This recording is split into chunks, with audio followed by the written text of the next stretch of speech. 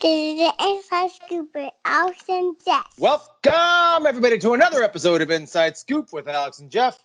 I'm Alex Dingman. I'm Jeff Doss. Let's get to it, guys.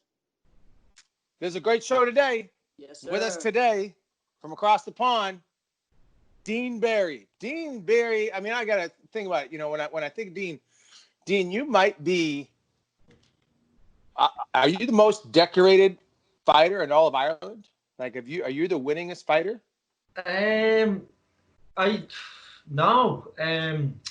Before me there was Robbie Mack. He kind of paved the way. Like before Roy Baker and stuff, I never really competed. I wasn't doing martial arts when Roy, etc., and the likes of like a few of the other senior fighters came about. But it was always Robbie Mack when I was growing up. He was the one who would just beat like the living shit out of you. Everybody in training, always. So, growing up, I used to always train with Robbie, and I'd always try to be Robbie's partner. When I was just a young teenager, I started when I was about 11, I think, and when I started getting turned into about 14, 15, I used to always try to spar Robbie as much as I could. And if you got 1 point on Rob in a training session, you'd leave and you're like, yes, I got him with a point. And it went on for years.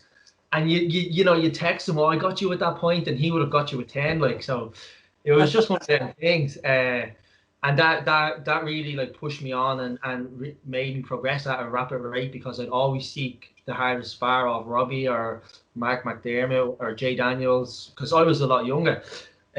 So yeah, when them guys came, I'd always try my best to go in with them, and I'd always lose for years until I start, gradually I'd get like 2 points on Robbie or 3 points, and it just progressed from there really. And then he became like one of my main training partners and one of my best friends. So yeah, it was all Robbie kind of, and see why he won, and kind of thinking like, oh well, I can do that. I'm from the same gym, and we're just a small club, just a few fighters, but the work ethic was there and the skill was there. So, and we had a great coach, Dave Heffernan. So, we had everything to be great. So, just it was them guys who pushed me. Yeah, what's your just so everyone, our listeners know, what's the gym you come from? Who runs it? Just list a couple. I know you already did list a couple of the fighters, but go ahead and just tell some more. I'm from Tala Martial Arts originally, under Dave Heffernan and Martin Bannon, and we have like the like Shauna Bannon comes from there. She's my girlfriend, so she's the same. She's a very skilled fighter, and she's kind of won the same. She's kind of won the same stuff I've won. It's hard. We had a lot of people come and go, but kind of the main ones was like me, Sean, and Robbie. And then we get a lot of guys coming in like Mark McDermott, Jay Daniels, etc. All those sort of guys coming in to train with us, and yeah, we had a great team. So I do miss the guys, I do miss competing and the traveling for kickboxing. It's a totally different world, really, competing every couple of months. Yeah. Well, when I think about that, kind of what you just mentioned, when you say, we're just a small club, and it's a good club. It's a good gym. I went there. I thought I was going to train with you, but you didn't show up when I was there. Was I away? It was like 2 days before the Irish Open. I think that was the year I wasn't fighting, and I think I wasn't at the Irish Open that year because I think I was away. Or yeah. I can't remember. I don't think I was there though. Yeah, I think that's correct. So, and I started thinking about it, like the names that you mentioned before, like Mark McDermott, Robbie McMenemy, Shauna Bannon, yourself, but then also guys like Jay Daniels, like you mentioned, but now Conor McGlinchey. Yeah. Conor McGlinchey. He's 17'4". Conor, when I was kind of finishing up, to say around 2016, 17, competing in like the major events and stuff, Conor was a lot younger, so I never really sparred Conor. He was a junior then. Yeah, and Conor's probably one of the best in the gym there, I'd say now, and he's doing amazing. So, but when I was coming up, I never really sparred with Conor because he was a junior, and I was a lot heavier. Because he's after getting really big, but at the time he was a lot smaller and thinner. So he's obviously grown into a man now, and he's doing really, really well. So I'm happy for him. But when I at the time, I'd get great spars off Gar, Steve Jones. He'd always help me out. Steve and Gar were always there, so a shout out to them as well. They were great. and they're really good as well. And then I had Ross Cook beat the shit out of me all the time. So when Ross came, because Ross is from your gym, when Ross came That's over, right. Yeah. He just, my competition like mentality went through the roof because he was so explosive and fucking just that American style, just constantly go go go go go go. And he was, you know, Ross, he's like a brick house. He's just huge and built, and he hits like a fucking train. So he really brought a lot of he brought a lot out of me as well. So because two of us were so competitive with each other, and you know, our spars would always, he'd win, I'd win, he'd win, I'd win, he'd win, and it was just fucking back and forth all the time. So I love that. That's awesome. That you described what it's like training with Ross. Because you could stick him, and he's so explosive that he just keeps coming, and you're just like, man, we just stop for a moment. Give me a break. No, you're like, he won't. Fuck off, Ross. And you'd always be like, you know, after you do your rounds and you're finished, Ross is like, yo, Dean, you want to do one more? And I'm just like, oh, fuck. Because you know, at the end of the sparring and the end of the night of training, and the second you switch off, like you switch out of being a fighter, you're like, right, now I'm going to cool down. And you leave that competitive mentality. And then, like the likes of Ross, one more round, Dean, then it takes a lot of energy just to mentally go out and get ready again for just someone just running at you constantly. And I'm just like, oh.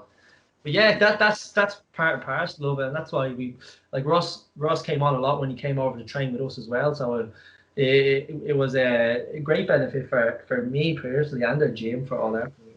I'm sure for Ross. That's awesome. You know what's funny about that you mentioned when you said Ross said, okay, one last round. So I had a rule in the gym that once everybody's winding down and it looks like it's done, when anybody says, okay, last fight or one last fight, everybody's done. Like, just take it off. We're done. Because in that fight, like, you know, Dean, someone's going to get hurt. Yeah. It always happens. You say, all right, we'll do one last fight. Someone gets hurt. It's always something weird. Because usually one last fight means, okay, you're after beating me there, my ego's hurt, or you're after hitting me with something really hard, and I just want to get you back before the night's over. So two of you are going out knowing that there's a bit of tension or blood there, and you both just go at each other, and that's just the way it is, and you're just fucking. And because it's never just a friendly spar. If someone calls you for one last spar, it's because you're after beating them in a round later on. Exactly. Yep. Yeah. So tell me a little bit of what's going on now. So you've been on the point fighting world for a long time. You're a decorated fighter. You did some full contact fights. You've done some MMA fights, but you even jumped back and forth. You went back. You did a couple point fights. Then you went back, and now you're doing some more MMA fights. So your kickboxing, your point fighting life, how did that all start? Like I remember when I was about 11 or so, I was really overweight, and there was the martial arts gym open. It's just 2-minute drive from my house, and it was run by Dave at the time. And Martin had a school just further down the road. Martin Bannon, just right like 5 minutes from there. So I started with Dave, and just to try lose some weight, and because I played a lot of soccer and like Gaelic football over here, it's a sport we have, and I just wanted to lose some weight, and then I noticed I start gradually getting better, and I don't believe in like natural talent, like I don't believe in that at all, like, but I kind of had a bit of I kind of felt like I was good at it, like it was something I liked hitting things, I liked learning how to fight, learning how to defend myself, and then we just started competing. My 3 brothers done it as well, and we actually at one stage the 4 of us were winning everything, like no matter like I think they've all, except for one of them, they've all won the WACOs, WKCs, and everything, and like they're really good. So they eventually drifted off from it, and just to pursue other things in life. You know, when you're young and then you grow up, you drift off and find new hobbies. And I stuck it out. I loved it. I loved competing. I just loved winning. Like that's just the way I've always been. I just always want to win, no matter what it is. I just have to win. That's it. That's just the way I am. And I just stuck it out, and I got to travel the world, and I just thought it was amazing. I made so many friends all over the world, and that's probably one of the things I'll always take away from the sport is the friendship I've made. Like friend for life in martial arts, and there's like, it's almost like the points fight. It's almost like it's a community. People who don't do it don't get it, and the people who have done it and are finished, they respect the sport, they respect the skill. They see, when we're watching a points fight, we see the skill that goes into scoring a point. We see the setups, the traps, the fakes, what you do to just win it, just to get that win in the last second. We see all that, and we see everything that goes into it. So that's one thing. Like you share like a bond with the points fighters, and that's why I always stay true to myself, even with MMA. Like I'll always say I'm a points fighter, and I try to stay my style in the cage. Like obviously to a certain extent, I have to learn other stuff, but the points fighting, it just gave me such a great base going forward in life. Just not just fighting, like just life skills in general, like how to be a better person almost, because it's so respectful, our sport is. So Right. yeah, win or lose, I'll always show the same amount of respect. So yeah, that's how I started in it, and then well, I'm gonna echo everything that you just said. I think that you're like everything you said. I would echo. I put both hands up and say 100%. You're right. But you mentioned a couple things. You mentioned, all right, like what we do is so respectful. Sometimes it's not, and sometimes you're like, hey, you're in the ring and you might be yelling back and forth at someone. Have you ever done that? No. So you'll notice something about me. Like I'm probably if you're in a room full of 100 people, I'm probably the biggest messer. I'm probably the cheekiest. I'm always the one to make fun of someone or make a joke or like take the piss out of someone. But if you watch me fight, and I'm a completely different person, I'm very respectful. And if I lose, I'm very humble and respectful. I'm just the exact same, because when I fight, I just feel like I become something else, and I'm in my own world, and it's almost like an expression. It's weird, and I want to just try new things all the time, and I'm always thinking like 3 points ahead or everything. I'm always just setting up things in my mind. I don't just go out and fight. It's weird. It's hard to explain the feeling it gives me personally. Yeah, but but when I fight, I'm very serious. But the second the fight's over, I go straight back to just Dean, like just joking and about and stuff. But I never shout at somebody. I know one time I fought Jamal, and this was at the Wacko Worlds in Dublin, and Jamal Albini. Yeah, so I had just fought a Greek guy, and I maxed this guy. I 10 spread this guy 3 times. I fought him, spread him 3 times. The fucker could never hit me. And then I got him in the Wackos, and I think I bet him in sudden death in my first fight. I was just having you can't always be on. You can't always be like, oh, he's just destroying everybody. You're going to get days, but that's what makes a champion is winning on them bad days and doing what you need to do. So I think I bet him in sudden death over 3 rounds. Razor sharp. I was losing the whole fight, and then I drew Jamal. Jamal had just smoked the guy before that, and he was, like, I really like Jamal. Jamal's so flashy, and like, all the little slick dance moves and shit. And I got drawn Jamal, and everybody was saying like, oh, Jamal's gonna win the Wackos this year. He's gonna smoke you, blah blah blah. Everybody was saying like, Dean's fucked basically in the next round. It was the semi-finals, I think it was. Now, what year was this? 2016, I think. And it couldn't have been. It would have had to been an odd year, right? Wouldn't it have to be an odd year? 15. Yeah. And I just remember looking at him, and I was like, right, okay, yeah, we'll see, like, because I knew I just had a bad day, and I was fucking ready to go, let it all out. And then I remember warming up, getting ready to fight, and Jamal is like across from me, and he has these big headphones on, and he's just looking at me, and he's like dancing like this to me and all, and like doing all these dance shit just at me, and I was like, I'm gonna fucking kill you when the ref says fight now. And like, he had Ray and Jack, who are like some of my biggest idols. Like I love them. I love them, the two of them. And I remember I just skilled them. I think I like beat him by 9 points or something, but I just annihilated him. I kicked him in the head like twice in a row. And I remember I caught him with like a hook roundhouse, and he swung a punch, and I slipped it. But whatever way I slipped after the head kick, I ended up face to face with Ray, and I remember just like giving him a little wink like that, and then everybody's like, ah, and then Ray was even like, yeah, like that was good. But that was the only time I've ever done something like cheeky or I had a bad habit of always, if I swept somebody, I'd always like, I done it in the European finals, the European semi-finals. I swept some guy. I didn't realize there was 30 seconds left on the clock, and I spat my gum shield and I just kicked it across the stadium, and the fight still had to go on. And I was like, fuck. My coach was going crazy at me, and I had to go get it back and stuff. But yeah, no. Other than that, no, I wouldn't really be, cheat, like saying. Kicked your mouthpiece. That's awesome. Yeah, but that's a pretty good what you just described though. Like that interaction where it was like, yeah, Dean, you got no shot here. You're basically drawing dead, and the way that you like approach that mentally. We're like, no. I mean, if I'm dead, I'm dead. Fine, I'm gonna go out swinging. And when you said like you got a hook round, like I wasn't there, I didn't see that, but I can mentally pick because I've seen that hook round, like almost like a delay second kick that you've done before. I watched you kick Raymond in the head with that same one.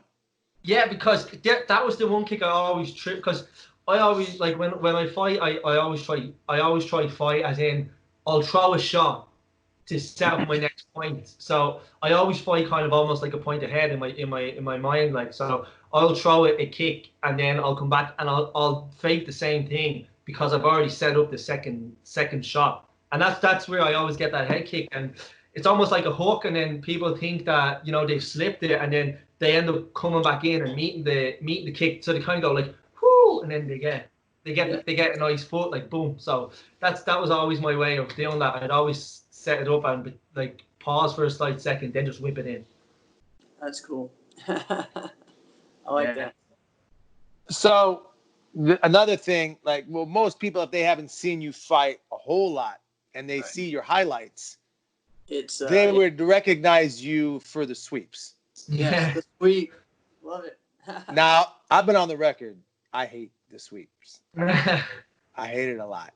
It's the one technique where you don't strike an area, head or body, yet you get a point. I hate it. I don't like it. But it's a really nice skill. Like, so. Oh, it is. There's people always ask me how to sweep, but the truth is, like, I can probably count on one hand in my whole career how many times I swept somebody in training or attempted it.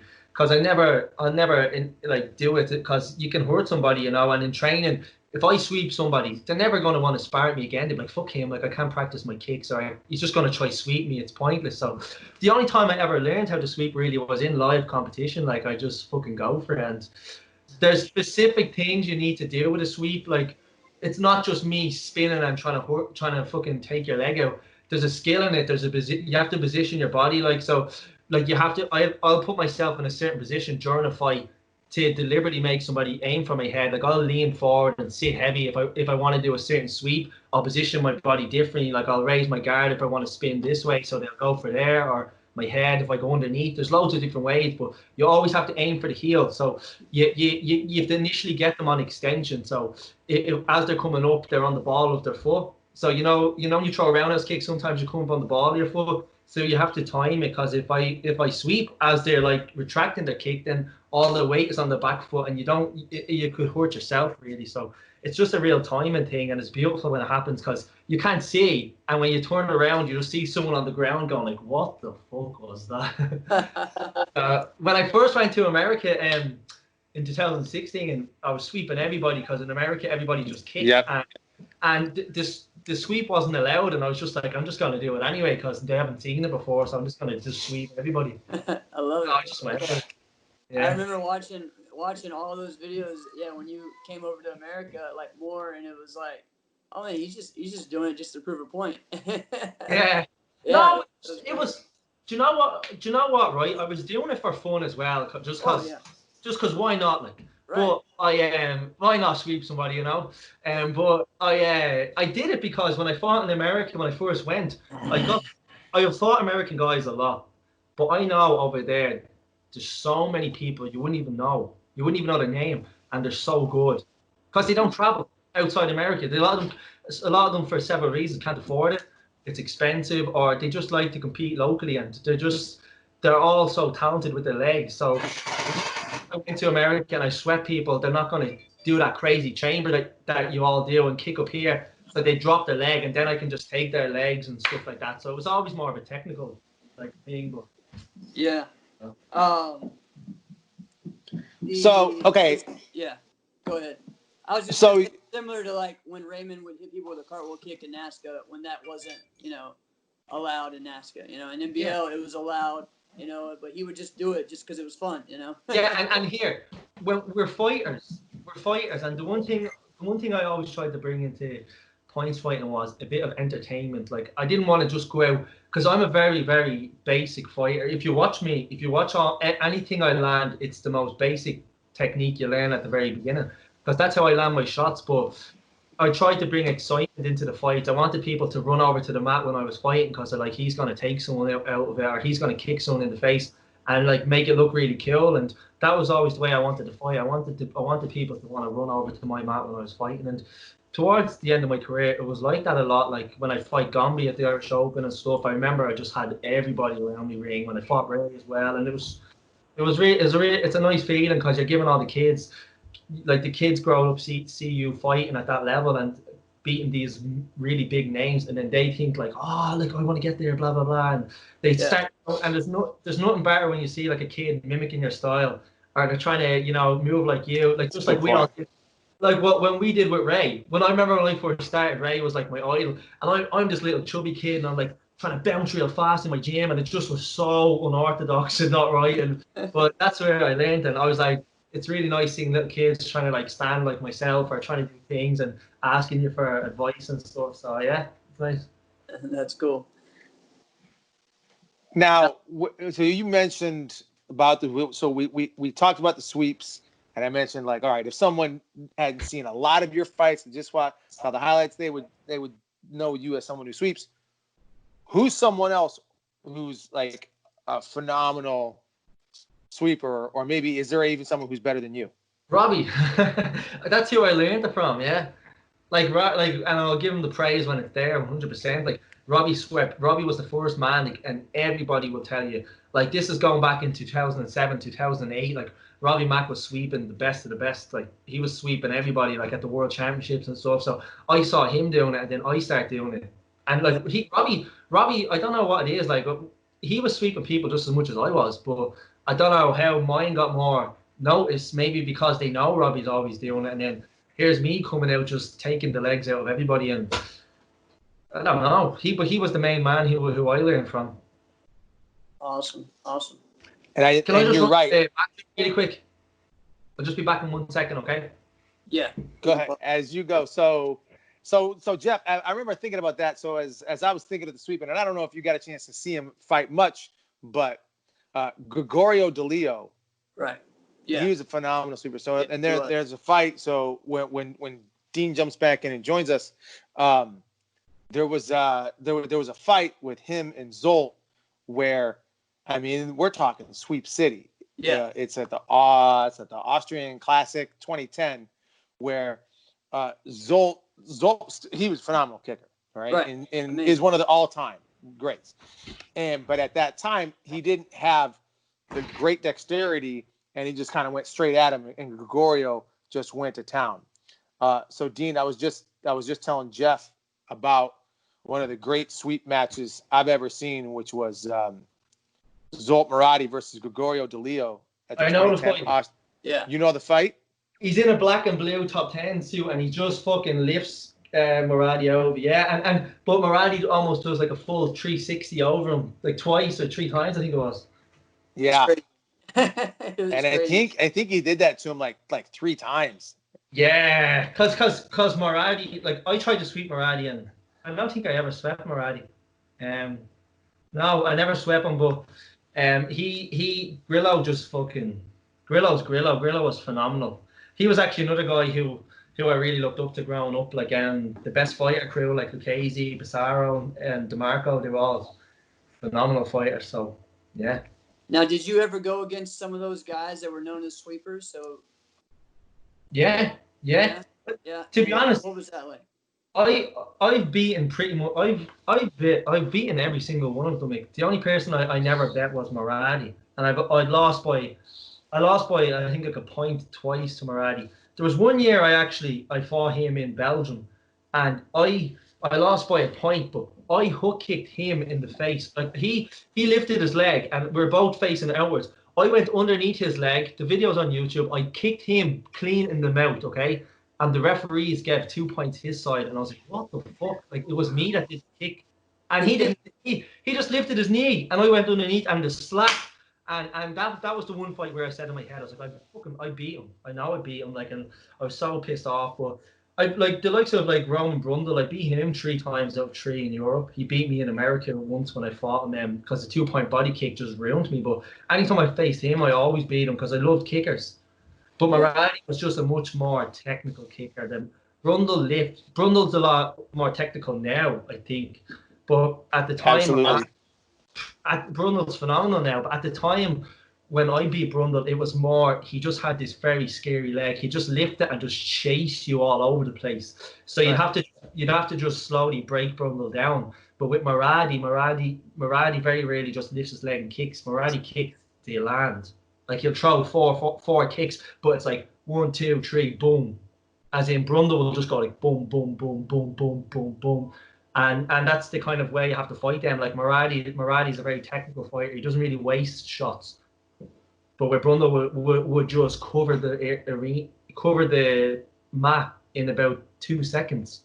So yeah. You have to fight guys very different. Right, like you've said, Alex, before, it's like his just training for just sheer endurance, like, is crazy, right? Just making that leg strong. So it was pretty intense. Yeah. Like I was not ready for it. And I feel like, wow, man, we're gonna kick, we're gonna train. I'm gonna handle it. I was not ready. I got Brundle in I beat him. He hadn't beat me yet, and I got him in a American kick in the semi-finals of the heavyweight grands or open weight. I don't know what you call it, but I was like, oh fuck, because he's just gonna. There's 2-point body kicks, and you know what? It's a 6-point spread or something. It was like a 7-point. Yeah, I remember he beat me like 8-1 or something. And it was all side kick to the body, and it was over in about literally probably 30 seconds. And I was like, what the fuck just happened? So it was very different because usually I'd fight. I'm very patient, like, and I'm like, right, I know I'm gonna start to pick them apart. But in America, sometimes they're 90-second rounds or 2 minutes. Teams, they're 2 minutes. Right. Oh yeah, that's right. The team fights are 90 seconds. So listen. So let's think about this. There are some things about the rules and about the fighting in America that not everybody likes, right? So that one that you just brought up, like 90-second round for the team fight, what kind of sense does that make? That doesn't make any sense. Doesn't make any sense. Having a 7-point spread should really just be a 10-point spread, or just make it for 2 minutes and just be done with it. It makes no sense having a 7-point spread if there's a 2-point body kick.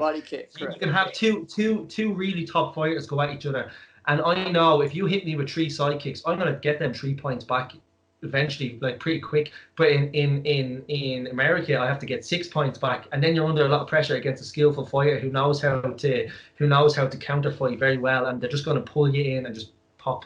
So it's very different. Right. The most controversial rule in America is the 2-point body kick. Yeah. And I don't know what the percentage is, whether it's like 50-50 as to who likes it and who does it. I like it. And it's not, people think I like it just because I like to kick more. While that's true, that's not 100% it, but that's not the point. We'll talk about that another day. But what are some of the rules in the WACO system that people tend to not like, that you hear about? In WACO? In WACO, what are some of the controversial rules? Right. I know in WACO a lot has changed since I fought in WACO. So, but when we used to fight, like somebody would be up by a point, and it's the World Championships, and they run and run and run and run and run and run, and they throw a little kick and fall on the ground, or they fall out of the area, and the ref just gives them a little verbal warning. But in America, if you step out, boom, point gone immediately. So things like that, and them sort of things cost the world championship final. You get some little fucker that's running away to save a point, and then you can say, like, can you seriously sleep at night knowing that you ran for 1 minute just to win a title and not actually fought? And you get a lot of people they can. like that. I never That's what's messed up. They can sleep at night knowing they did that. That's what's messed up. I never want to win like that. Right. I'd rather go out on my shield. Fuck that.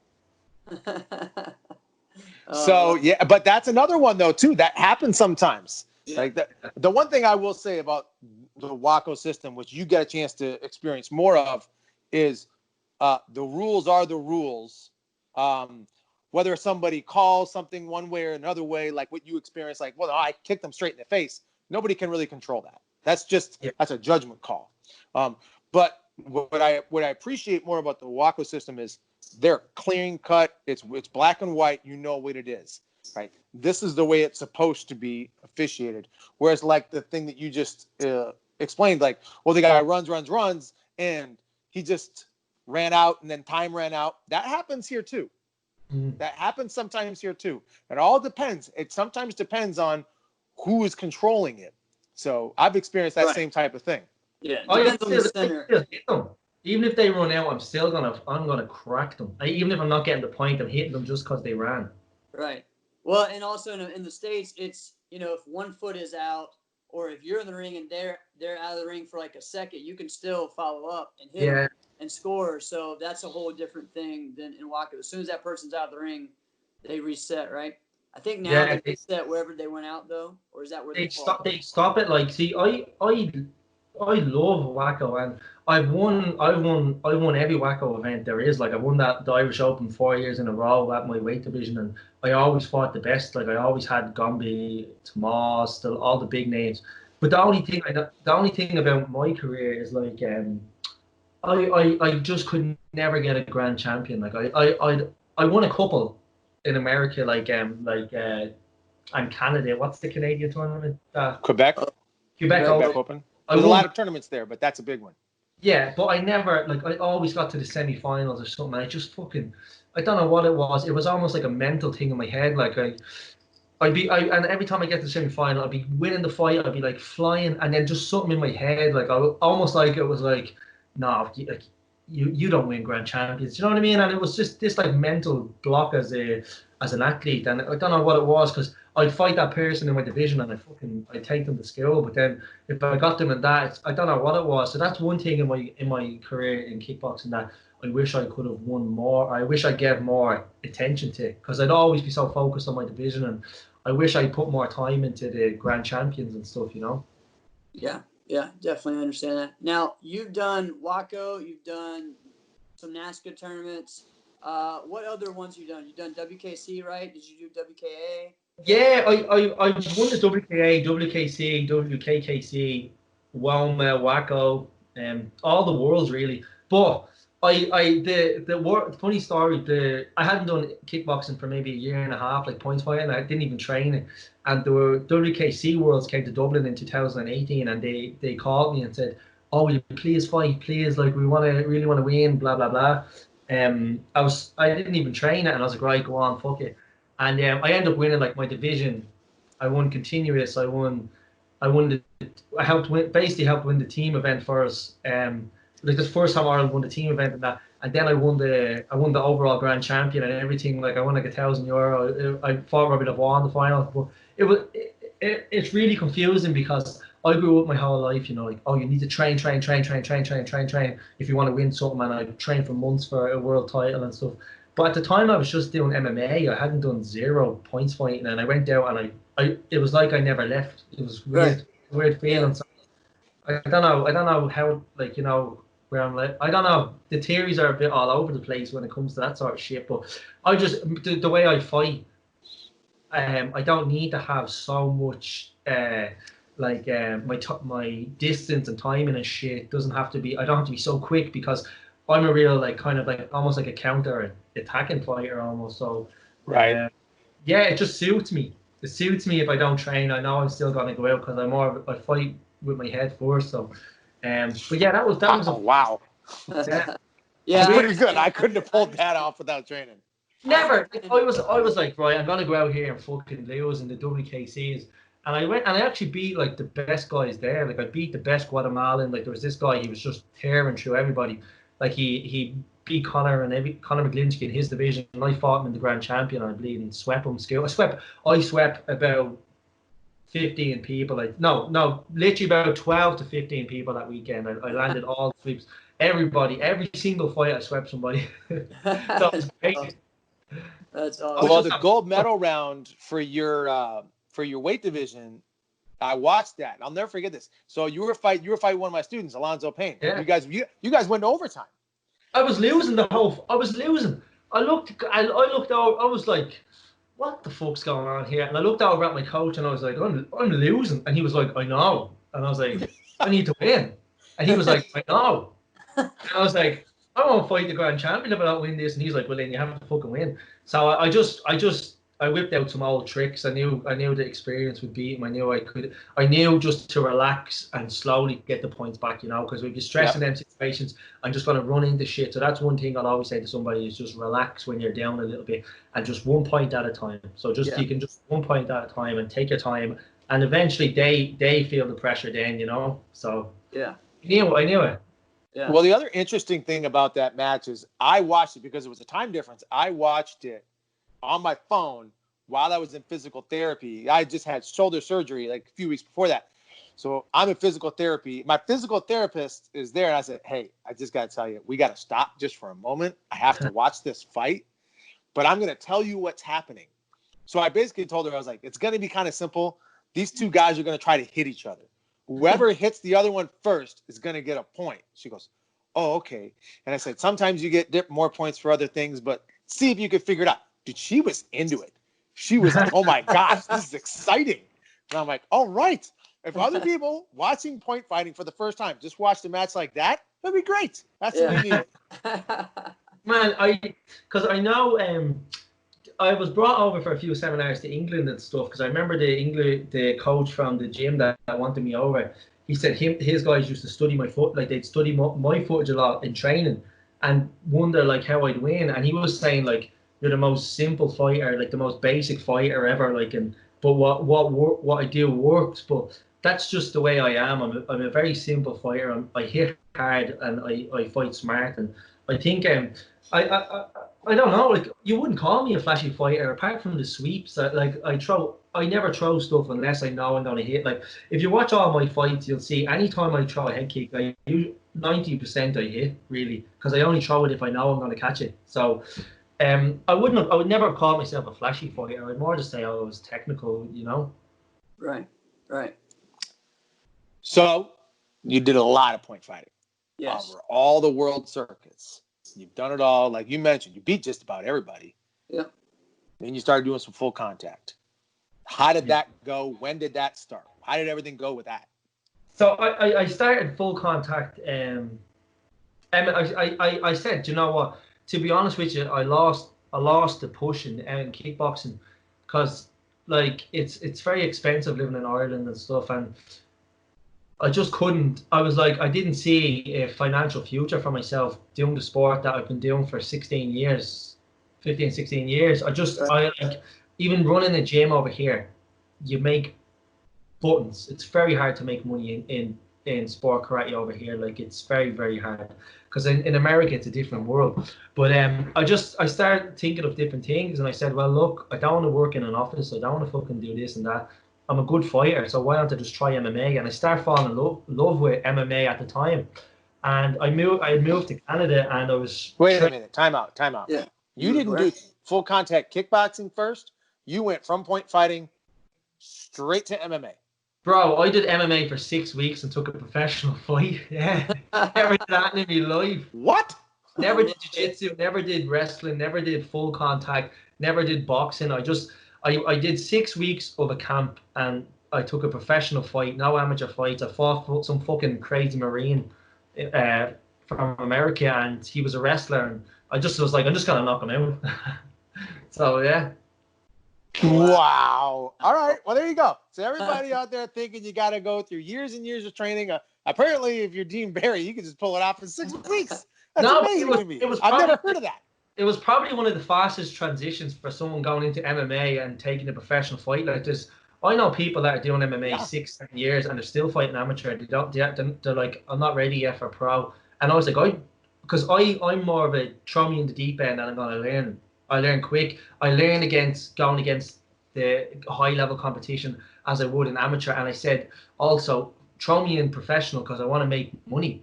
I'm not here to fight amateur now and like just continue doing what I was doing. I'm doing that my whole life, and I was like, I have the mindset to do it. And then so I started MMA in June. Okay, I did a month. I did about 3 weeks. I came home to Ireland in July for a month, and then I did a few weeks in August for a camp, and then I fought at the start of September. And I had never even stepped in a cage in my life. I was so scared. I didn't know. When I stepped in the cage and they shut the door, I literally I needed to take a shit first of all. And I was like, get me. And I was thinking, honestly, I was just like, okay, how do I fake an injury? How do I get out of this? And I was like, what am I doing here?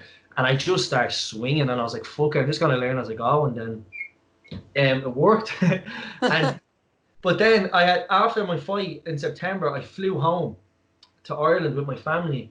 And I had no MMA gym. So from September till the following February, I did 0 MMA. So like 5-6 months nearly.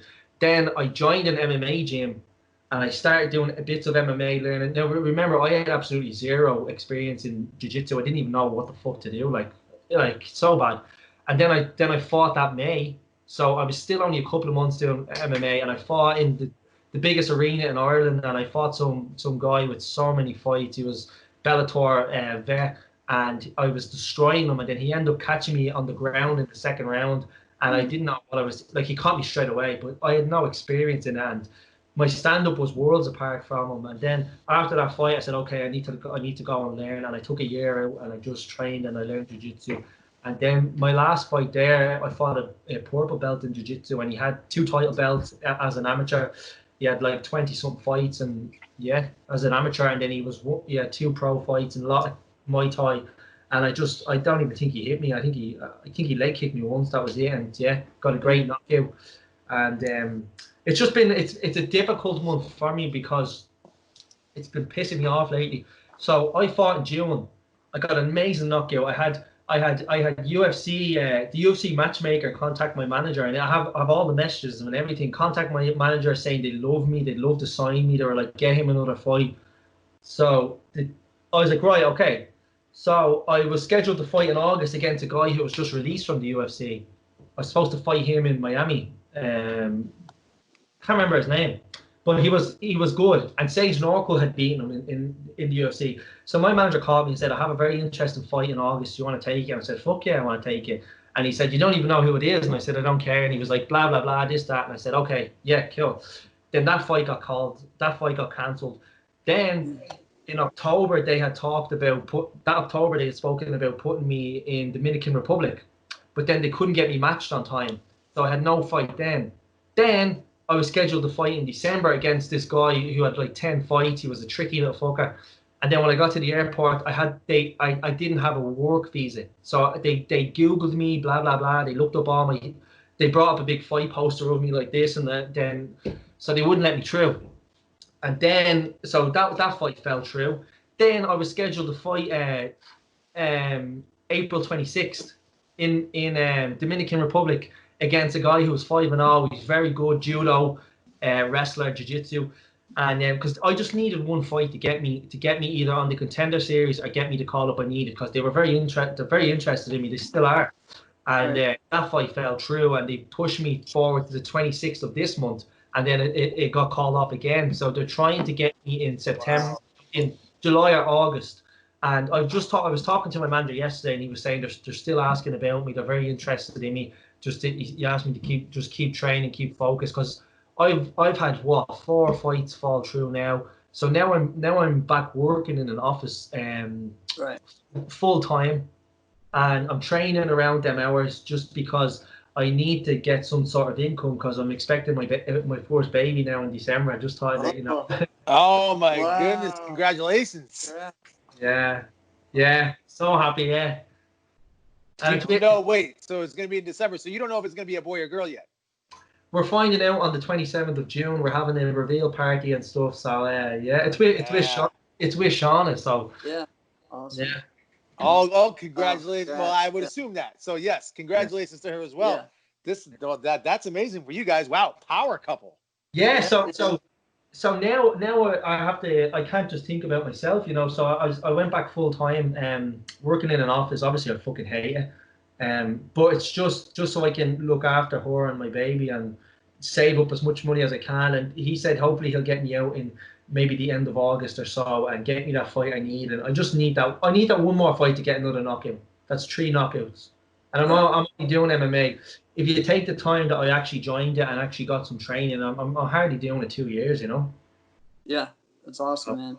Yeah. So wait, you said you went to Canada to train. Where did you train at in Canada?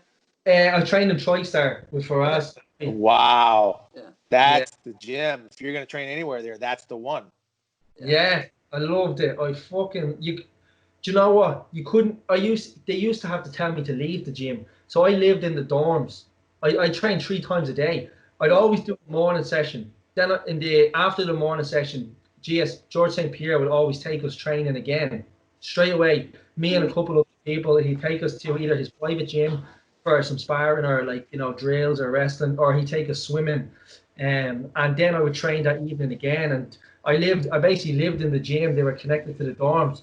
And I used to always walk in at night time, turn the light on, and I just keep training. I was so in love with it. And when I came back over here, I don't know what it is. I don't be in the gym. I only do stay there as much as I need to now, because sometimes if you're there too much, it's not good for you. But yeah, I just love the energy and the atmosphere there, the people. That's awesome. That's awesome. Are you thinking about going over there again soon? Like once all this, coronavirus stuff stops? No, my life is here, and I don't. If you have the right work ethic and the right drive, it doesn't matter where you're at. Right. If you have the right. I have an amazing coach. Like my coach's own Roddy. He's Conor McGregor's striking coach. He's been in Conor's corner for the Mayweather fight and everything. Like he is amazing, and he's so like I've learned so much from him. Like, he helped me. He helped me become in MMA you need a certain type of sessions you leave where you want to cry. Like I've left after doing Shark Tank. Like I've left the gym in tears. Like I do like 7 5-minute rounds of Shark Tank, fresh pierce at every minute, and just getting destroyed. And you leave in tears. But he's so good. Like he helped me build that toughness I need. So I feel so confident. Like I feel like if I go out against anybody now, I'm just gonna knock the bollocks out. Oh, that's awesome. That's awesome. So this is all what's gonna happen. But man, you just dropped a bombshell. I did not think it was gonna happen. So you just said you guys are gonna have a baby. Yeah. You have a baby. Are you prepared for this? Do you know what this is gonna be?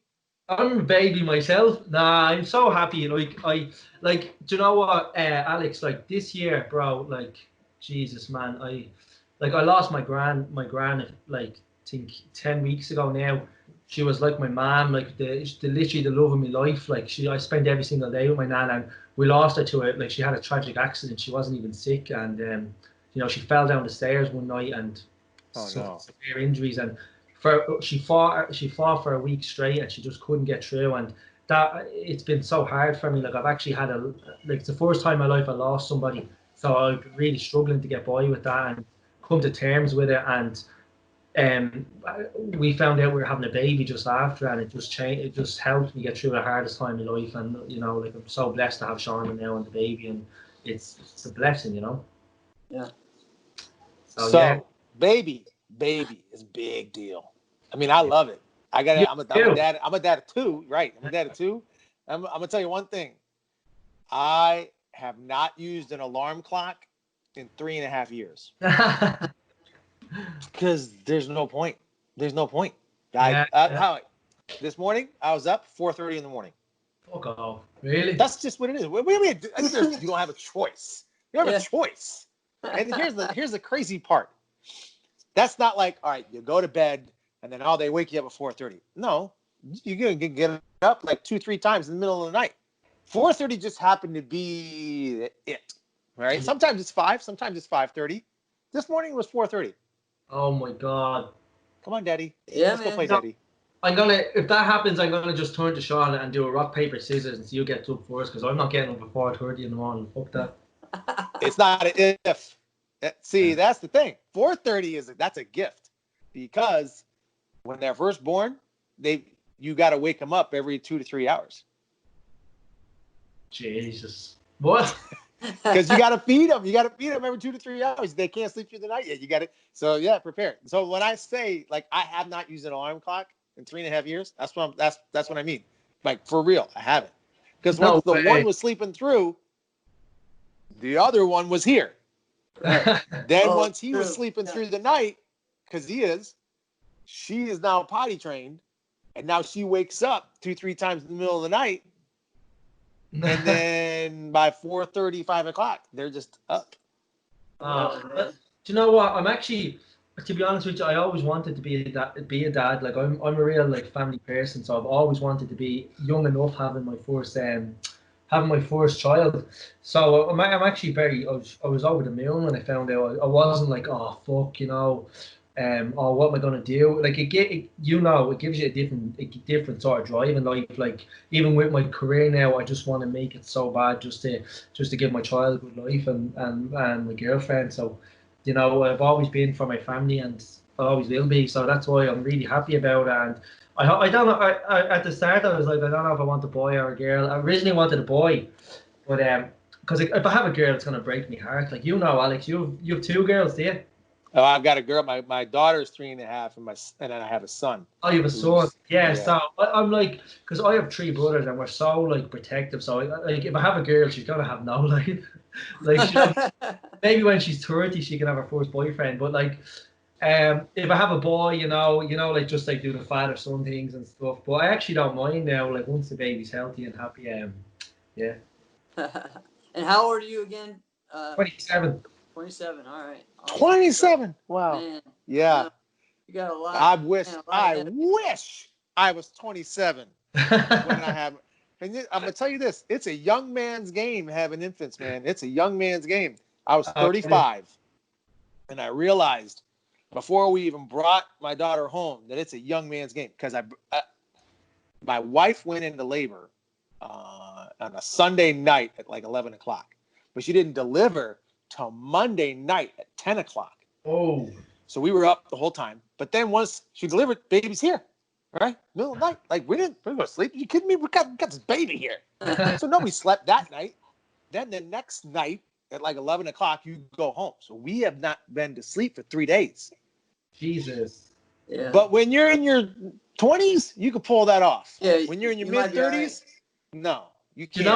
Do you know what's frustrating though about it is that because of the coronavirus, I have to sit outside the hospital for every single scan, and I haven't been able to see like the ultrasound, the baby's heartbeat, or nothing like that. So it's been really frustrating. But on the 27th of June, we have a private clinic where they're going to do the test for us, and I'm allowed to sit in and see the baby then. So I can't wait. Good.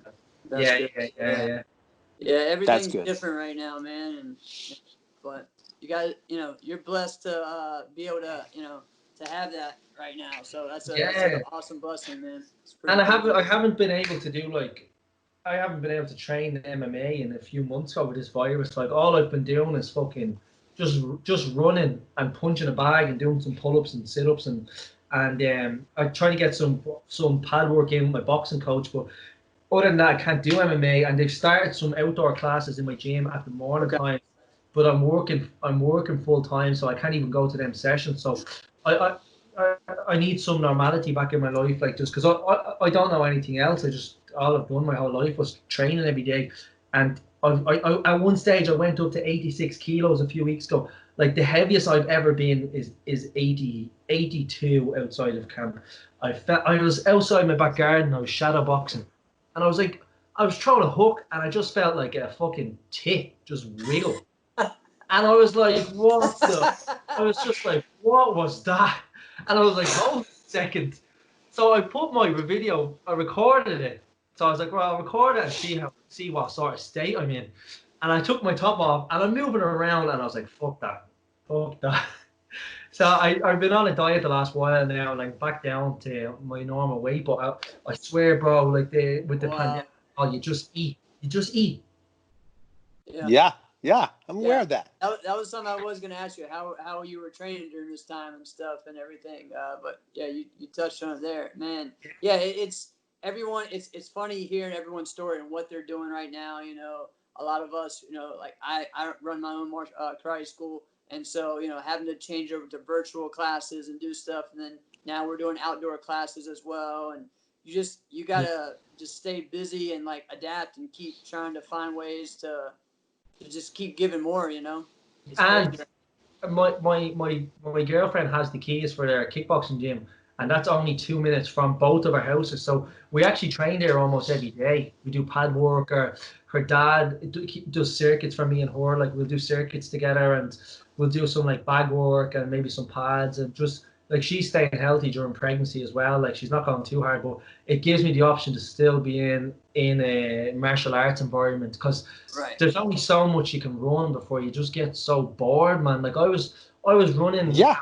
At one stage I was running 16 Ks, and I was like it's what, 10 miles, and I was doing them, and it was taking me like an hour and 30 minutes, and I was just fucking bored, and I was like I couldn't stand my playlist anymore, and I was just like getting so sick and tired of running. Like there's nothing else to do, you know, and I need that hard training that's going to give me that, you know, that breathlessness where you're like, like that intensity, and you just can't get it.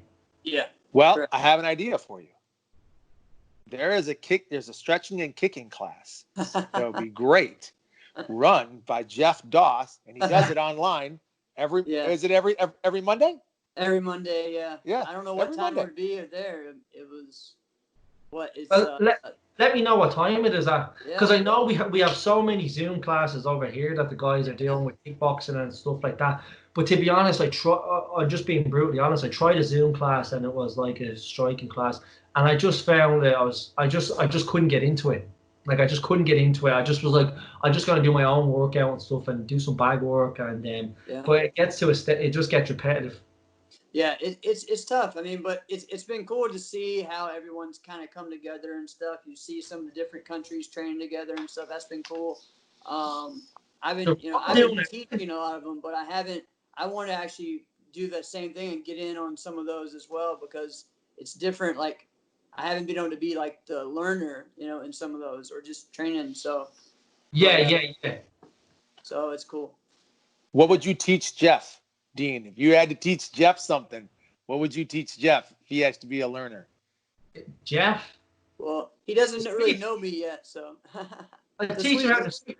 I teach every private lesson I teach. Every private lesson I used to teach on Skype, or if I've done a private lesson at events, all they say is, "Can we do the sweep now?" That's all they say. Yeah.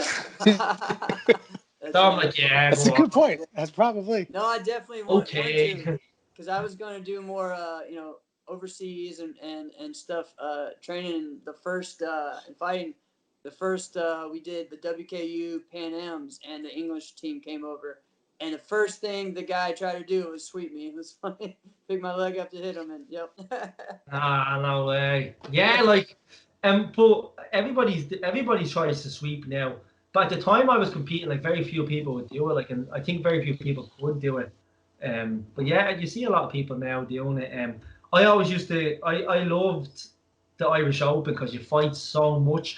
Like every year the Irish Open, I had like over 100 people in my division. It was insane. I'd fight from 10 a.m. in the morning, and I'd fight the live show at maybe 10 p.m. that night. And it was just, that was the best. That was the best event I ever. Oh, it was my favorite. Like, you're fighting the best of the best constantly at that. Like, you have the best guys from. It's not just the best guys from each country. You have like the best 5 guys from each country. Like, it's just right. So I think winning the Irish Open is a big testament to your like your winning mentality. Yeah. You do it consistently. Question on that. So you mentioned, you know, you want to fight the best. You got to beat the best of the best. Who is a fighter that you have never fought that you say, man, I wish I had a crack at them? To be honest with you, right, I would never class myself as beating Ray, because I fought Ray in a team event. So I never would say to people I beat Raymond Daniels, because anybody can win in a team event. Like me and Ray, when I went out to fight Ray, we were down a couple of points, and I ended up winning. I won by 3 points, I think, but it's very different in a team event. So I don't think it's fair to say I beat Raymond Daniels because, like, you know, I'd rather, the only time you can say that is if you fought Ray in your division. Because when Ray in the division and Ray in a team event's a totally different animal. Different, yeah. You're absolutely right. And I respect him so much that I say that about him, that I never say, oh, I beat Ray. Like, I fought Ray in the team event. It was just one round. He if you watch the fight, it's a very relaxed fight as well, but whatever. But I would have loved to fight Ray in like a fucking semi-final of a grand champion. I would have loved to fight Jack Felton in a semi-final of a grand champion. Like, I'd love to fight. The only time I fought Jack was in Las Vegas, and in a team event. Yeah. The two of us were on the same team. It was All-Star v All-Star. I saw that. Yeah. Yeah, and I think I can't even remember how the fight went. Like, we were losing by like fucking 7 points or something, and it was just impossible to fight him because Jack is like one of the best counter fighters you'll ever fight, and all Jack did was just sit with me, and it was just a horrible experience. And I was like, I wish those are fights I would have loved to have like in a final or something where there was a lot on the line. Right. Because when it comes to them fights, I always turn up. I always turn up for those fights. So I would have loved that. But them two are the first two that come to my mind. Or maybe I've never fought Grillo. I would have loved to fight Grillo as well.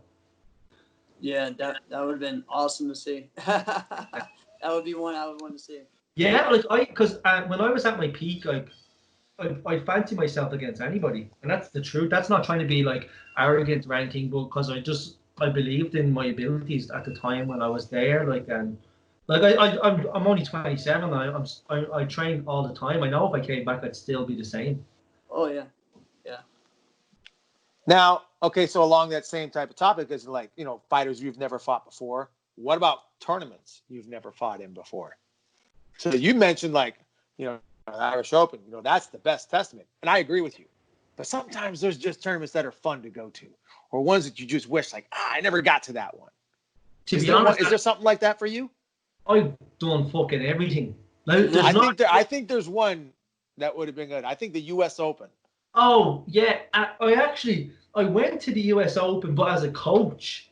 I don't understand that. Wow. That was wild to me. I remember that. I'm like, what? Because I think it was just after my second pro fight, my pro MMA fight, and I just needed a little break. I was like, fuck, like I literally just flew over to coach the team and just go and yeah, like it was actually Jared and his dad Bob Liker who got me into America, like they invited me over after the Wackos, after I fought Jamal. Jared invited me over to be at the America Kick, and that was probably my favorite American tournament. I loved that place, and that was really fun. But they're the guys who introduced me to the American world, and because nobody knew me before then over there, so that's actually where my nickname for MMA came, the Sniper, right? Because I was fighting the first time I was in America. I fought the team fights, and I just kept kicking everyone in the head, just a simple roundhouse kick to the back of the head, just pop every single time. And I remember someone in the crowd going, "Hey, Sniper, Sniper!" They kept saying it to me, and I was like, "What the fuck?" And then a few people started saying it. Oh, the Sniper's fighting, like, and that's how it came. and that's a cool nickname. That is. Yeah, that's how the name stuck, because it almost like it kind of represents the way I fight. I'm like I'm not like, you know, a machine gun. Like, I just go. I like shoot to kill and shoot to hit all the time. So it kind of suited me, and I was like, I fucking like that name. Yeah. That was pretty awesome. Yeah. Okay, so you talked a little bit about some of the, you know, fights that could potentially be coming up, but do you see yourself switching, maybe saying, okay, well, the UFC's not happening right now. Let's see what Bellator has to offer. Let's see if I could get myself into one. Right. No, twice. I was actually, not many people know this, but twice I was offered a contract with Bellator. When I first started MMA, I hadn't even fought yet. They reached out to George St. Pierre's agent and asked him would I sign a multi-deal with them, because I was coaching George for the Michael Bisping fight. I was doing his striking. You know, the fight came back, so I was coaching him in all the karate style. And they asked him, and he said, no, he's not. Like he doesn't even know what jiu-jitsu is. So they asked me then, and then after my last fight was gone, I was offered a contract. So they said they would give me, because they come to Dublin all the time. So they said if I sign a multi-deal with them, they'll let me fight when they come here. And I said no, because I was in legit talks with the UFC about wanting to take me once I get another fight into me, because you need 4. Right. So I'd be guaranteed Contender Series once I have the 4 fights, and they were saying they'd love to have me, and that I have a very unique style. So I just stuck to it. And to be honest with you, when I started MMA, I said I'm either going to UFC or I'm not going anywhere. Like it's almost. I don't know, man. Bellator is pretty dang good. Are you sure about that? Listen, I mean, look at who's over there right now. There's like some the guy we've been talking about a few times. Raymond Daniels is over there. Michael Page. Michael Page is a bet. I think Michael Page is a better MMA fighter than he was a point fighter. Yeah, so do I. I think my goal was I compared him almost to Wacko and WKC. That's how I compared him. Wacko or WKA. I'd rather train and go to the Wackos. That's just me personally. I want to go to the UFC. That's my dream. And a lot. If you ask a lot of people in Europe, not many stay up to watch Bellator, but everybody stays up to watch the UFC. That's just the way it is. But I only like Bellator because of Raymond Daniels. Like I watch him and Page, and I watch a couple of Irish people. But other than that, I don't watch it. But you can be sure I'm watching the UFC every single week. It's all, you know. I want to represent my country. No, that's a good point. Yeah, no, I get that. Yeah, and you touched on a point too that I was going to ask Ashley as well. Is have you been brought over to train other fighters like in your style? You know, in that point fighting style? Because I know for a while, the past 3-4 years, we've seen different fighters bring in, you know, like an Avery or somebody to train them on that point fighting style. Like, was it Tyron Woodley did that with Wonder Boy and stuff? Yeah. You said you kind of did that with George St. Pierre. I did it with George. I trained Vitor Belfort. I taught him kickboxing for a few weeks while he was there. I got to train with a load of UFC fighters when I was in Canada. Like I was giving them like one-on-ones and stuff. Then it was 2018. I was asked to fly into Italy to coach, to be the main sparring partner for some Italian guy. It was at 170 pounds. I can't remember his name, but he was fighting not Cowboy Cerrone, you know, the other cowboy guy. Oh man, there is another one, but I can't think of his name. There is another one. It's escaping me right now. I can't think of it, but he's Brazilian. Okay. Oh. I was asked to come in and do his camp, and I was like, yeah, but then they weren't going to pay me nothing. They were just going to put me up in a room. I didn't give a shit.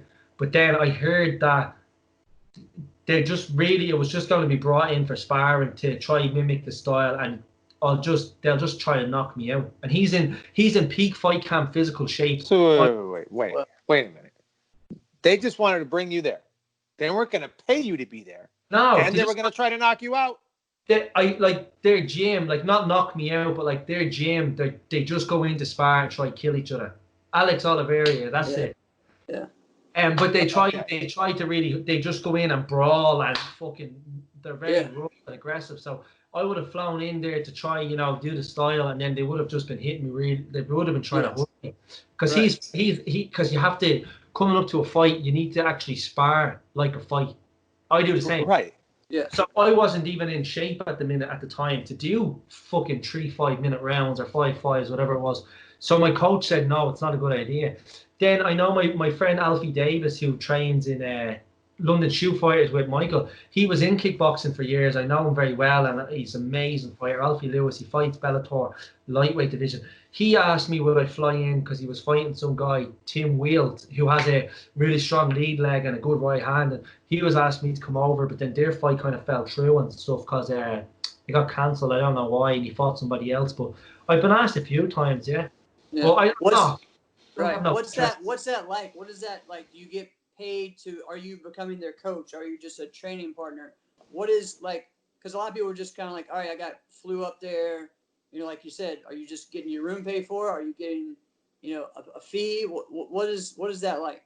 So basically what it would be, so if I was to fly somebody in for me, if I say I'm fighting a really good boxer, I'm gonna fly in a guy who's got very good boxing, but he will be my main sparring rounds. He'll be my main rounds. Like I'll do my 3 fights with him where it's proper small gloves, shin pads, and it's a proper fight. Like so, then they'll probably do a little bits of training here and there. We'll do some drills together. But they come in just to be your main sparring partner, and I don't know pricing or what people pay and stuff like that. I've never been offered money myself, and that's why like I don't want to travel across the world, and if somebody feels like they need me and then they're going to be going out to fucking put a beating on me, like, which is fair because that's what you're there for. Right. But they gotta pay you for that. Yeah. You set your own money. You say, yeah, all right, we'll do this. Yeah, like 100 grand. At the end of the day, right? If you're good at something, don't do it for free. You know the saying. But I always grew up being very like, I'd always offer my services. I'd always teach for free. I'd always fucking take classes for free and stuff. And I'd be leaving myself stuck. And then I got to a stage where I was like, no, like people don't understand. Like your black belt or your multiple world titles. If I may not have a degree in college, but to me, that's my degree. My degree that's all my credentials, all my accolades. That's my degree. So you wouldn't go to like a professor and ask for free lessons. Like that when he has went his whole life studying and that's his degree, and he has a degree like a doctor or something. You wouldn't go ask for free services. Like so, I'm the same. Like that's my degree. I put my heart and soul and my whole life into it. So I need to be paid correctly for the services I'm going to give you. And that's the way I had to change my mindset a bit. And because I used to do do lessons for like pennies and stuff when other people were charging crazy amounts, and I was just like, right, I need to be more clever about things. Yeah. All right. So we've talked a lot about the MMA world. Again, for us in America, it's the point fighting world, and in the where you live, it's the kickboxing world. It's different titles. Who are some of the guys that you think are going to be the next champions? Ooh, that's a good one, Jeff. And let's go with in point fighting. Yeah, point fighting. In point fighting? Yeah. Who maybe 3 guys or females that you think are going to become the top ones, or Do you want? My honest opinion, I haven't been around point fighting in like, I don't know, like since 2018 or so. So I actually don't know. Like I went down to my kickboxing gym the other day. Okay. Okay. Now wait a minute. So in 2018, 2020 pretty much doesn't exist. Right. Yeah. So you just missed 1 year. So you're really only 1 year removed. But I don't like. Are you talking about over everybody, like the world? Sure. Yeah. Fuck, man. I actually don't even, because all of the guys who when I fought, like Gumby, Tomas, Richie, and all that, none of them fight anymore. Yeah, not fighting anymore. That's true. So I actually, to be totally honest with you, I just for an example, like when I went to my gym and there's a big poster on the wall of everybody in the gym, junior and senior, I couldn't name one. Get out. Now see that was another thing I was going to ask you though. No way. Swear. So I think of the fighters that have come out of Ireland are really, and even out of your gym, like Tyler Martial Arts. I think of the names: Gar Ryan, Stephen Jones, Shauna Bannon, Nicole Bannon. Even Martin's done some coaching over there. Conor McGlinchey, yourself, everybody. There's so many great fighters. Like a lot of them don't really fight anymore. Like I haven't seen Gar fight in years. Like I don't know if Gar, like I actually we don't communicate or anything, so I actually don't know what Gar's status is on martial art, like if he fights or what he does. I know Nicole trains. I know Nicole still trains because she's Shauna's sister and stuff. But I actually don't know really anyone in that gym at the minute because I haven't done a class there in a few years. So it's a lot more juniors and older cadets that are trained now, and I think the senior side of it has drifted off a bit. But here, if they're under Dave Heffernan and Martin Bannon, he's going to produce a lot of world champions regardless. Yeah. He's consistent. Dave and Martin are consistent throughout their champions. Like, and I know some people come and go and train, but to be totally honest with you, I actually haven't seen the scene enough right now to know even who is competing at the top. And I just want to be honest with that. Like, I don't want to say names for the sake of it, but I don't know. I was only saying to my girlfriend, like, I'd love to go and watch an event again. Like, I miss being around, and I was going to go to the Irish Open, but with the Corona and stuff, I just had to stay away. Yeah. I might jump in sometime. I might jump in for the crack next year. You should. Yeah. How funny would it be if I just turn up? I actually said to like Rob LeBron and the guys, like, if you ever need me for a team event, I'm here. I'll fucking jump down, no problem. I love it. That's awesome. That would be good. Yeah, because I'd love to jump in and just hit somebody with a big sidekick. Like, it'd be fun, you know. All right, so we'll switch that question then to kind of who of the people maybe that when you were fighting or maybe that you fought, who do you think else could have crossed over into the MMA world that maybe hasn't? That's another good one, Jeff. Yeah, see, that's a very good question because it takes a special kind of points fighter to transition over. Correct. A lot of points fighters can't take a punch. That's the truth. A lot of them can't. How many times have you hit somebody and they're heaving over, or they're stopping the fight and all? If you follow up with one punch, they're like, oh, and they're so dramatic, and they're like, like if they got a full contact fight, they'll die. Like, and I just say that about some people. Like, the way I fight solid. I always hit hard, and I always like to get hit hard back as well. But like, I think Ross Levine, like, if Ross Levine had started jiu-jitsu or wrestling a few years ago, he would be a fucking nightmare to fight in MMA. He could. I mean, he's doing the Glory kickboxing right now, so he could. Yeah. Who knows? I don't know if that's his goal, but maybe. Never say never. Him. I think Jack would have done very well because Jack's tough as fuck. But you have to watch points fighters because only a certain amount of them can box. A lot of them don't know how to punch. They like if you actually watch some of them try. Like, I've watched a few of the Hungarian guys. Like, I won't say names, but like trying to switch over to pro, like even kickboxing, and they're just getting bleeding fucking mauled. Like, it's different. You have to put your time into it. Like, when we fight points fighting, our toes, we face this way, our toes go this way. You know, when you're bouncing. Mm-hmm. So in MMA, you have to. I don't know if you'll be able to see my feet if I stand up. If I can show you. So can you see my feet? Can you see my feet? Absolutely, yeah. So we fight with our feet facing forward here, and we bounce in and out. So in MMA, you have to change your 2 feet. So you keep your side on stance, but your 2 feet have to go forward this way, so you can generate power in your strike. So I can strike and move off. So in points fighting, if I'm here, I can't punch. I can't generate any power with my punches. So I had to learn how to change my feet from this, which was very difficult, to fighting like my feet going forward. So if somebody shoots on wrestling, I can stuff takedowns and stuff. Because here, if somebody shoots on me, I'm gonna actually stuff that way. So there's so much involved in it, and a lot of people that do points fighting, they don't put the time in, I think, to transition over properly, and it's fucking hard, man. But maybe like, I don't know, if you watch like Avery Plowden, the only people that come to my mind is American fighters when I think of people who can transition to MMA because they fight hard. They're tough. Yeah. You know what though? I'll say a European fighter that I think if you wind back the clock a few years, they'd be a great MMA fighter. That's Mark McDermott. Oh yeah, Mark. I don't understand how it sounds silly to say this.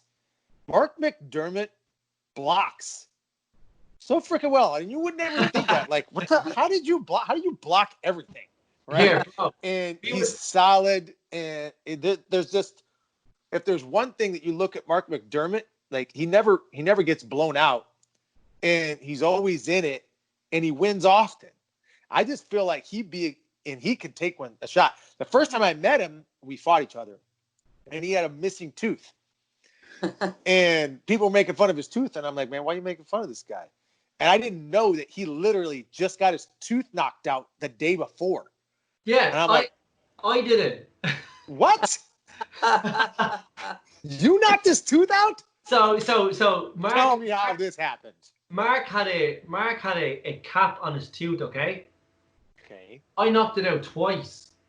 But it was clash. It was two clashes, like clash.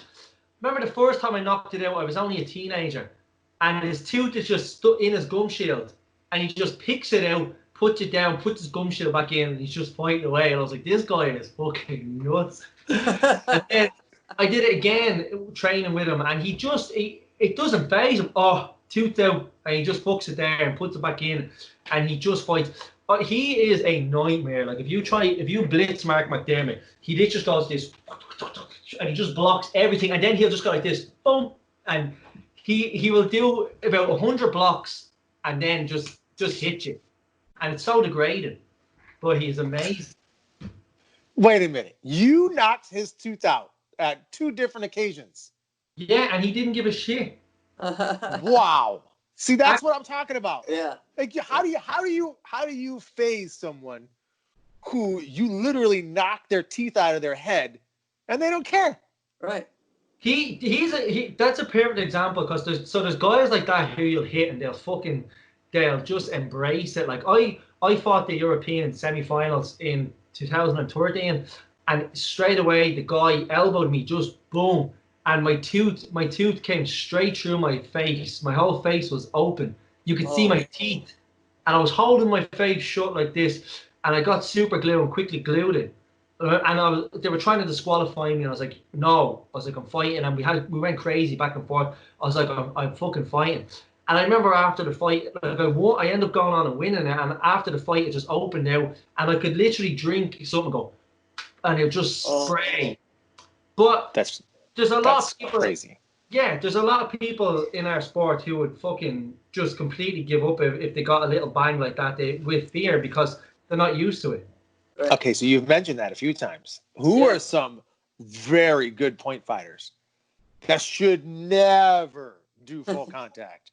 And you look at them and say, listen, you're good, but please never do MMA. Never go full contact. The whole karate team. Okay. Oh, man. Amazing. Probably the best point fighters in Europe that we'll ever see was that Maradi era. Maradi, Gombi, Christian, like all the guys, Richie. Put them in a cage, and I like, Jesus Christ, they'd die. They just wouldn't be able. They're not. You watch Gombi fighting full contact with like I don't want to feel like I'm saying anything bad about these guys. I'm not, because they're great. And they were the best of the best in sport karate. But it's a different sport. It's like putting a runner in a swimming pool. It's just completely different.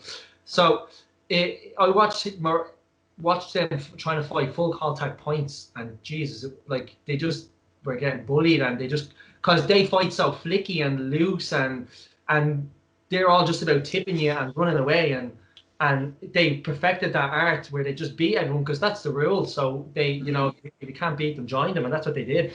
And but if you try to put them against like Ray and Jack in full contact points, you see pretty quick who are the fighters, who are the fighters, and that to me that's what makes a big difference. So the likes of those guys who like, if somebody blitzes them and they do a little slap like that, just stuff like that, them guys I don't think would do well in fighting. But the guys who just go in and clash, and like Ross Cookwood's a good example. I'm sure he would do fine in MMA. He'd go for somebody if he learned enough bases and stuff like that. And again, I keep going back to the American fighters, because I just think they're just trained differently. It's more, every technique is power.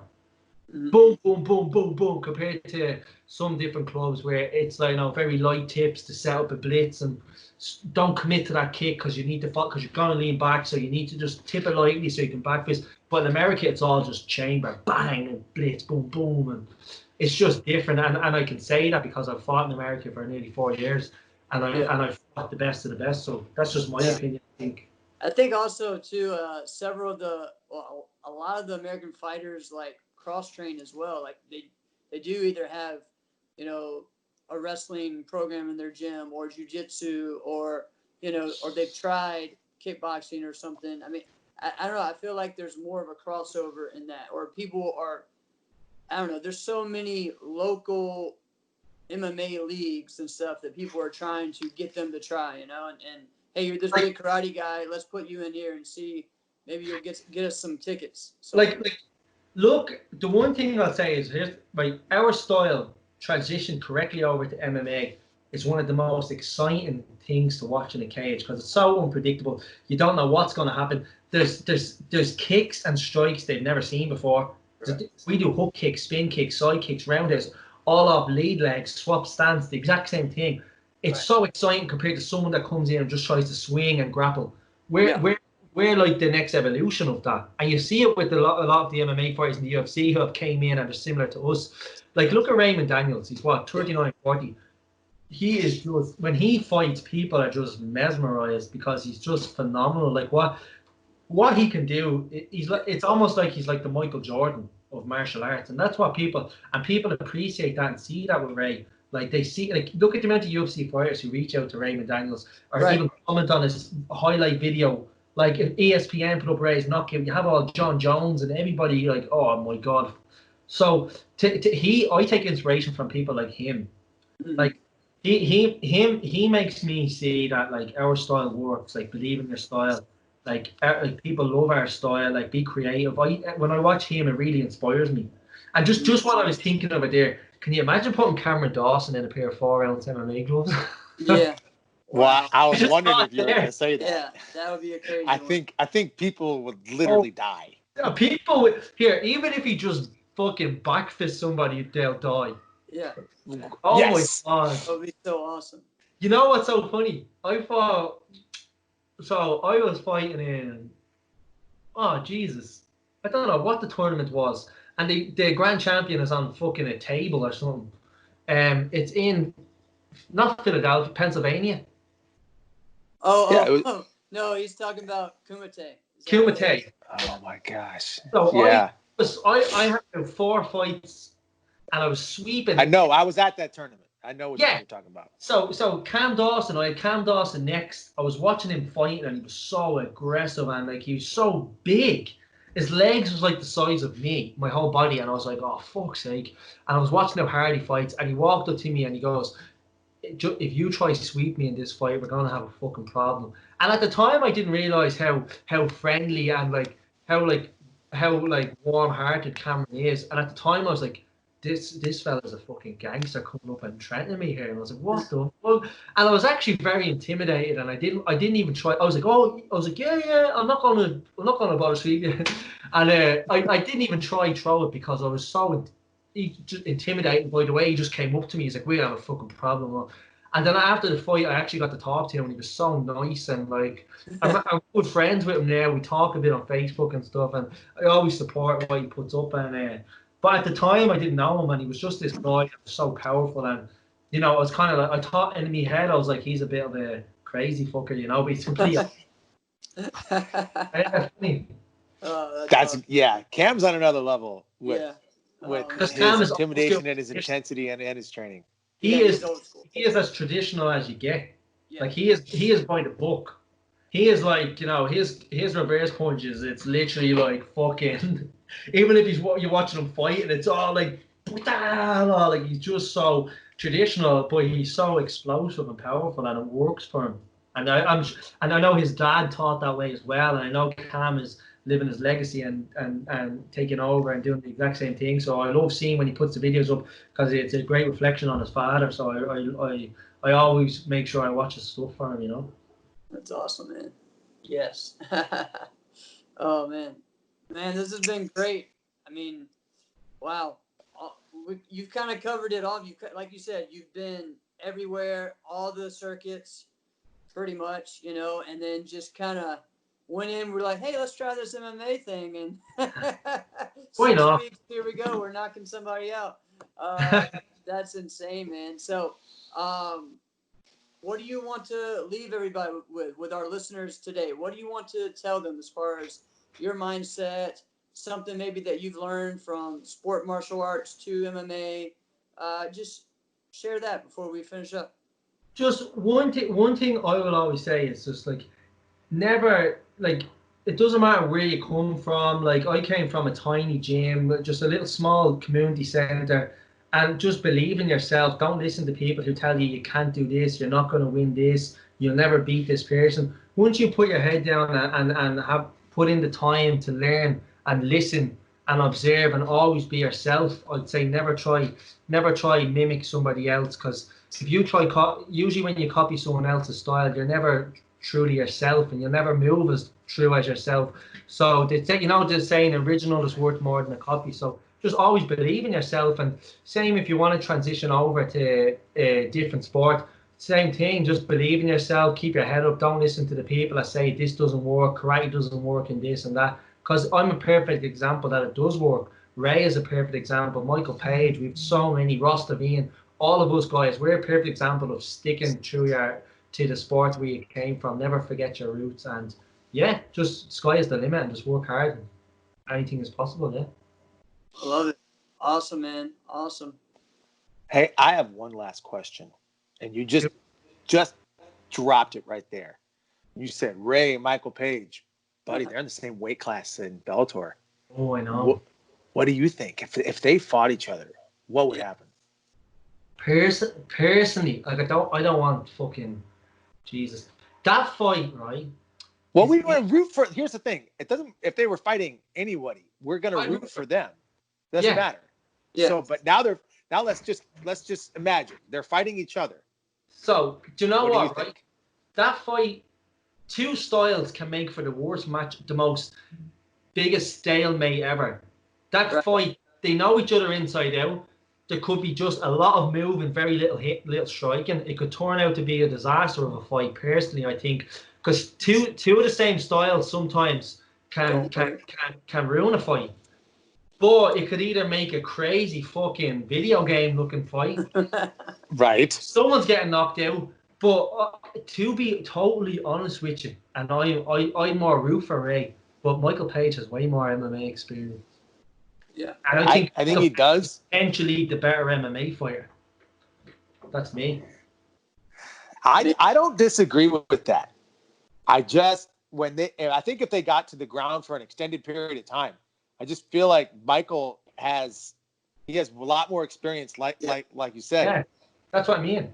I just find it hard to root against Ray. Yeah, I was about to say Ray is Ray at the end of the day. You can never, if you ever doubt Ray, he just blows out the park. And that goes back to me talking about like the Michael Jordan of MMA. Like look when people doubted Michael Jordan or when they needed him the most, he fucking turned up, and he didn't just turn up, he fucking broke records every time. So he reminds me of, that's the truth. Like if you watch the Michael Jordan The Last Stand on Netflix, Ray to me is a reflection of him in the martial arts world, not just point fighting, just the whole world. He's done it all. He's tried everything. He's jumped into Taekwondo World Championships and fucking. Ray has done it all, and he to me he is like, he's the greatest ever, no question about it. And like I literally always say Ray is the best. So you can't doubt Ray in the end. Ray might come out and do a fucking tornado elbow and knock him out. You just don't. Oh yeah. Oh man. I mean, that would be exciting. We should try to make it happen. Yeah. Petition for it, something. We'll see. I can't see them doing it though, because two of them are like, at the minute Ray is coming off some amazing knockouts. So is Michael Page. They're not going to put their two money bags together because they're going to keep them away from each other. Yeah, I think you're right. Yeah. That's what I would do. Well, this has been a great episode. Yes. Thank you so much. If you loved this episode, and frankly, even if you didn't, don't forget to subscribe. Yes. Like, comment, and share the podcast with your friends. This has been another episode of Inside Scoop with Alex and Jeff. I'm Alex Dingman. I'm Jeff Doss. See you guys next week. Thanks, Dean. No worries.